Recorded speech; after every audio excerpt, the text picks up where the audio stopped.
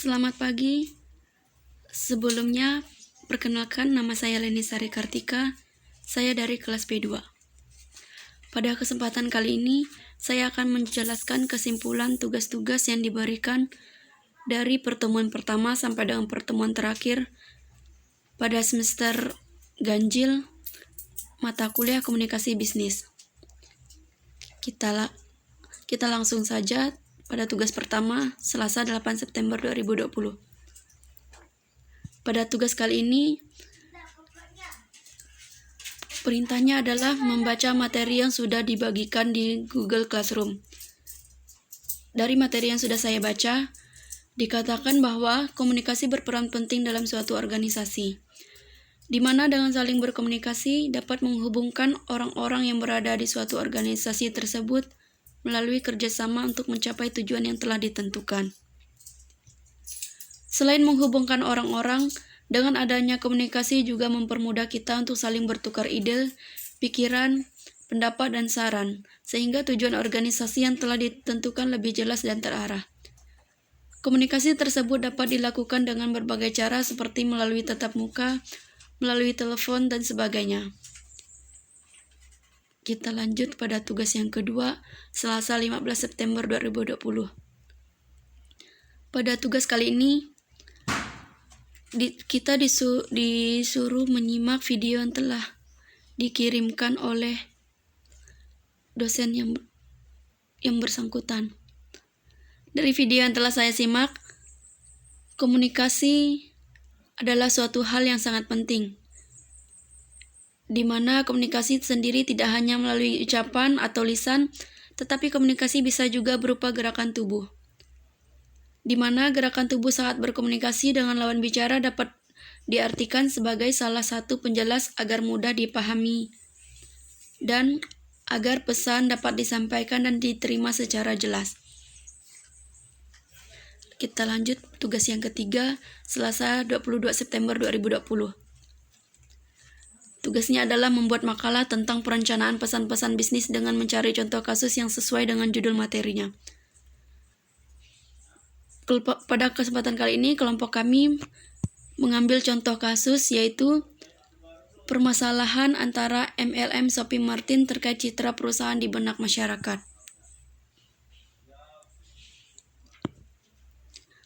Kita lanjut pada tugas keempat, Selasa 22 September 2020. Perintahnya adalah mencari contoh dari presentasi kelompok 2 mengenai pesan bisnis yang ada di perusahaan Shopee Martin.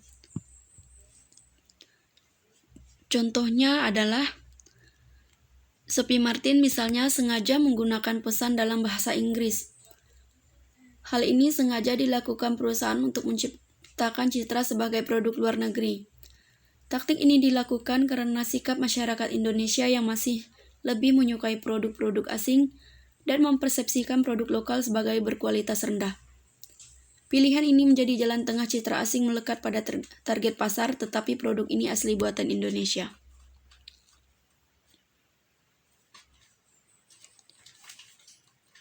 Tugas kelima, Selasa 29 September 2020. Mencari contoh hambatan komunikasi dan cara mengatasinya pada slide ke-20. Hambatan komunikasi sendiri terbagi menjadi 3. Yang pertama, hambatan teknis, di mana hambatan teknis timbul karena lingkungan yang memberikan adanya dampak pencegahan terhadap kelancaran suatu pengiriman dan penerimaan pesan. Contoh dari hambatan teknis yaitu ketika menerima telepon, suaranya yang terdengar tidak jelas atau terputus-putus. Cara mengatasinya yaitu dengan memperbaiki akses jaringan dan meningkatkan teknologi. Hambatan yang kedua yaitu hambatan semantik. Gangguan semantik menjadi sebuah hambatan dalam proses penyampaian pengertian atau ide secara efektif. Pengertian semantik adalah studi atas pengertian yang diungkapkan dengan bahasa. Suatu pesan yang tidak jelas akan tetap menjadi tidak jelas bagaimanapun baiknya sebuah pesan. Contoh dari hambatan semantik adalah partisipasi terdengar menjadi pastisi sapi. Dan cara mengatasinya yaitu seorang komunikator harus memilih kata-kata yang tepat dan sesuai dengan karakteristik komunikannya, serta melihat dan mempertimbangkan kemungkinan penafsiran yang berbeda terhadap kata-kata yang digunakannya. Hambatan komunikasi yang ketiga yaitu hambatan manusiawi. Hambatan manusiawi merupakan hambatan yang timbul pada diri individu-individu yang terlibat dalam komunikasi. Contoh dari hambatan manusiawi adalah rasa iri hati dan perbedaan persepsi atau pendapat. Dan cara mengatasinya yaitu dengan menghilangkan rasa iri hati dalam diri individu tersebut dengan cara selalu mensyukuri apa yang terjadi dan selalu menghargai perbedaan pendapat satu sama lain. Tugas ke-6, Selasa 6 Oktober 2020. Mencari contoh direct request yang harus disampaikan dari perusahaan ke konsumen, sesuai kasus presentasi kelompok 4. Pada tugas kali ini, saya mengambil contoh direct request pada PT Donald Electro. PT Donald Electro yang bergerak dalam elektronik menawarkan kepada PT Anda tentang elektronik. Perusahaan PT Donald Electro menggunakan teknologi terbaru dalam proses produksi, sehingga produk PT Donald Electro memiliki kualitas tinggi dengan harga yang lebih murah. Tugas ke-7, Selasa 13 Oktober 2020. Menjawab 5 soal latihan pilihan ganda disertai dengan alasan memilih jawaban tersebut. Jawabannya sebagai berikut. Jawaban yang pertama, saya memilih A. Komunikator. Alasan saya memilih komunikator yaitu karena komunikator sendiri merupakan suatu proses komunikasi yang dilakukan oleh penulis modul. Dan penulis di sini dapat diartikan sebagai komunikator atau penulis naskah yang akan disampaikan kepada pembaca. Jawaban yang kedua yaitu B. Komunikan. Kenapa saya memilih komunikan? Yaitu karena komunikan merupakan pembaca dari modul yang telah di-share oleh penulis atau komunikator, sehingga komunikan bisa diartikan sebagai pembaca dari naskah yang telah ditulis oleh komunikator. Jawaban yang ketiga adalah C. Media. Alasan saya memilih media yaitu karena media yang dibahas pada pertanyaan ini yaitu tentang buku dan CD yang digunakan dalam proses komunikasi, sehingga buku dan CD tersebut bisa didefinisikan sebagai media atau alat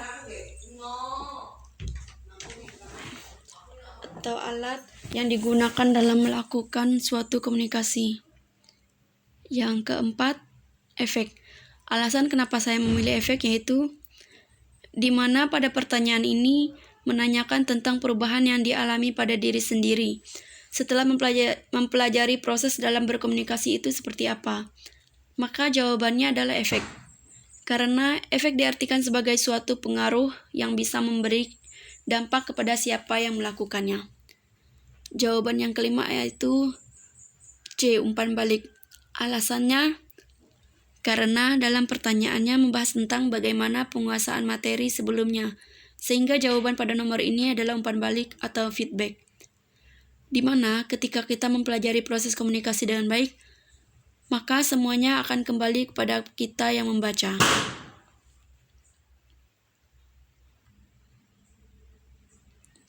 Tugas ke-8, Selasa 21 Oktober 2020.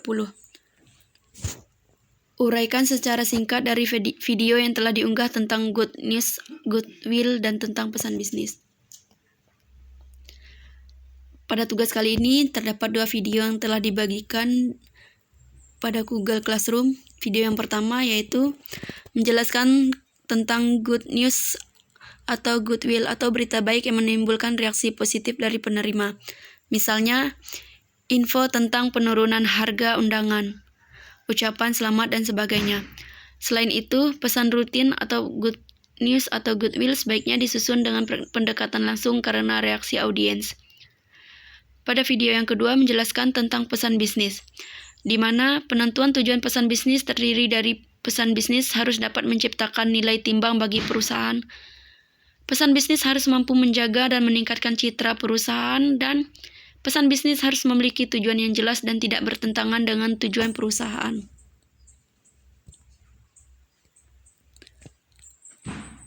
Tugas yang ke-9, Selasa 10 November 2020. Menyimpulkan video wawancara atau interview kerja yang baik dan benar, serta contoh sikap saat melakukan interview yang salah dan benar. Yang pertama, contoh melakukan interview yang baik dan benar. Dari contoh video mengenai wawancara kerja atau interview yang diberikan tersebut, maka dapat ditarik kesimpulan sebagai berikut. Yang pertama, berpakaian yang rapi dan sopan. Kedua, sebelum masuk ke ruangan interview, mengetuk pintu terlebih dahulu, kemudian mengucapkan salam. Yang ketiga, menyalami petugas yang mewawancarai. Yang keempat, segera duduk jika sudah dipersilahkan. Yang kelima, saat interview sedang berlangsung, peserta atau pelamar kerja akan diberikan beberapa pertanyaan oleh yang mewawancarai. Keenam, peserta harus yakin dengan jawaban dari pertanyaan yang ditanyakan oleh pewawancara. Ketujuh, saat wawancara selesai, sebelum keluar ruangan, maka harus menyalami petugas yang mewawancarai dan mengucapkan salam. Contoh sikap saat melakukan interview yang salah dan benar. Sikap yang benar saat interview sebagai berikut. Penampilan rapi dan sopan, mengetuk pintu sebelum masuk ke ruangan dan mengucapkan salam, menyalami petugas, duduk jika sudah dipersilahkan. Saat wawancara berlangsung, pelamar kerja tidak memainkan suatu benda atau memainkan tangan. Badan tegak, tidak goyang-goyang dan tangan di pangku. Tidak berada di atas meja. Dan percaya diri. Sikap yang salah saat interview kerja sebagai berikut. Berpakaian tidak rapi, langsung masuk ruangan tanpa mengetuk pintu terlebih dahulu, tidak mengucapkan salam, tidak menyalami pewawancara, langsung duduk padahal belum dipersilahkan. Saat interview berlangsung, pelamar kerja memainkan pulpen dan sebagainya, serta badannya tidak tegak atau goyang sana goyang sini. Dan tidak percaya diri, atau biasa disebut dengan ragu-ragu. Tugas ke-10. Melakukan tentang penilaian diri sendiri atau self-assessment. Pada tugas kali ini, kami diminta melakukan tentang penilaian diri sendiri, mengenai apakah kita lebih langsung atau tidak langsung, apakah kita lebih mendukung atau mengontrol? Apakah kita pikirkan tentang orang yang sulit yang ingin berkomunikasi dengan lebih baik? Serta sumber kesulitan adalah perbedaan gaya pribadi yang ada dalam diri kita. Tugas ke-11, Selasa 24 November 2020. Melakukan screenshot perusahaan yang membuka lowongan pekerjaan dan membuat surat lamaran serta CV. Pada tugas kali ini, saya melakukan screenshot perusahaan PT Login Kreasi Utama, di mana pada lowongan kerja syarat dalam bidang staf administrasi. Syaratnya yaitu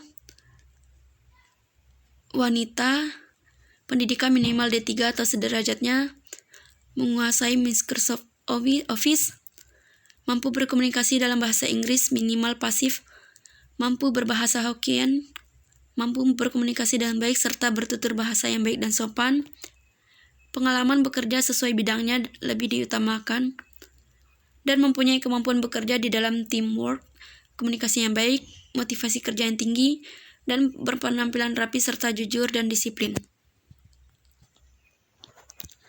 Tugas ke-12, Selasa 1 Desember 2020. Membuat resume tentang letter writing. Dalam resume letter writing, di sini kita tidak boleh menggunakan naskah pos sama sekali di surat bisnis maupun di surat lamaran kerja. Menggunakannya memberi kesan bahwa surat itu direncanakan dengan sangat buruk. Ingat, surat yang profesional direncanakan dengan sangat baik dan dilaksanakan dengan cara yang benar-benar profesional, sehingga di dalamnya terungkap kepribadian perusahaan atau orangnya dan timbul itikat baik.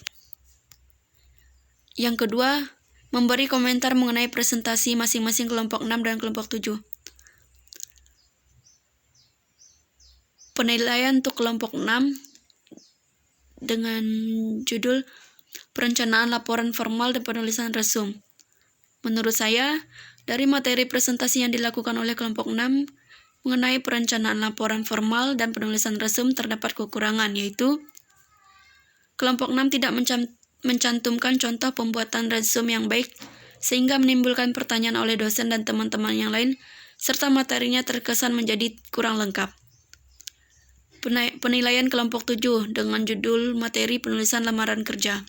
Menurut saya, dari presentasi yang dilakukan oleh kelompok 7 mengenai materi tentang penulisan lamaran kerja, yaitu dalam materi PowerPoint yang dibagikan masih terdapat kekurangan seperti kelompok 7 tidak mencantumkan solusi untuk mengatasi permasalahan tersebut. Selain itu, saat presentasi berlangsung, suara pemateri masih banyak yang kurang jelas karena terlalu pelan sehingga peserta atau teman-teman tidak dapat menyimak dengan baik mengenai apa yang mereka sampaikan. Tugas ke-13, Selasa 8 Desember 2020, menyimpulkan dari materi report writing. Pada tugas kali ini, saya mengambil kesimpulan dari report writing, yaitu langkah-langkah persiapan penulisan laporan, yaitu mengidentifikasikan tujuan dan ruang lingkup, mengenal audiens, mengumpulkan informasi, mengevaluasi data atau materi, mengatur data, menulis draft pertama, mengedit, menayangkan atau menyajikan visual,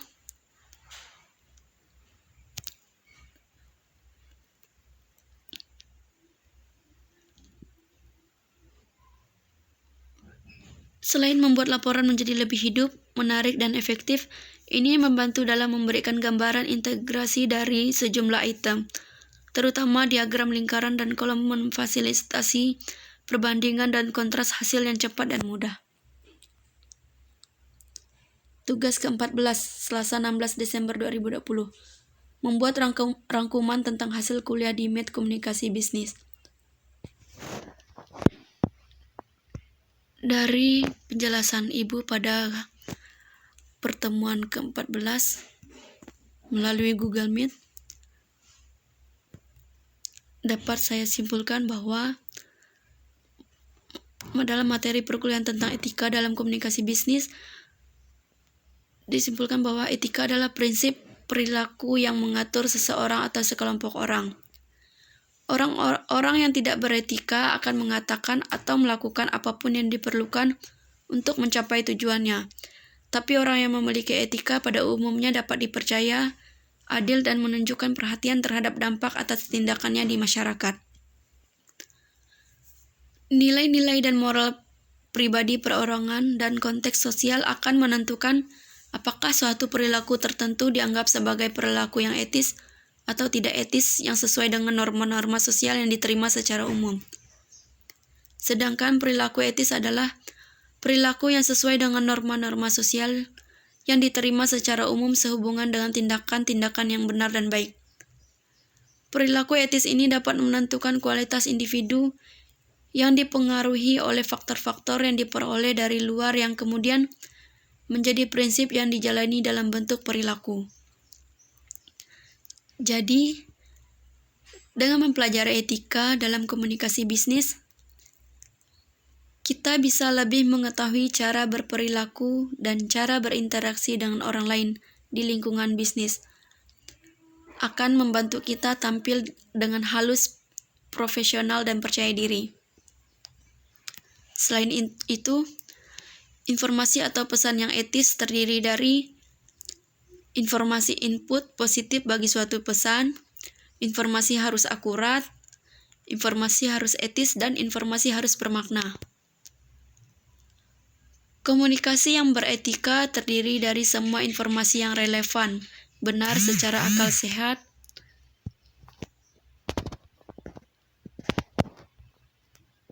dan tidak menipu dengan cara apapun. Komunikasi yang tidak beretika meliputi informasi yang salah dan informasi yang menyesatkan atau menahan informasi yang penting. Dari materi tersebut dapat diberikan penjelasan bahwa etika dalam komunikasi bisnis banyak membahas tentang bagaimana itu etika, bagaimana menjalankan prinsip-prinsip etika dan baik, contoh etika yang baik dan yang buruk, sehingga dalam materi ini kita lebih banyak mengetahui dan memahami tentang etika dan perilaku etis.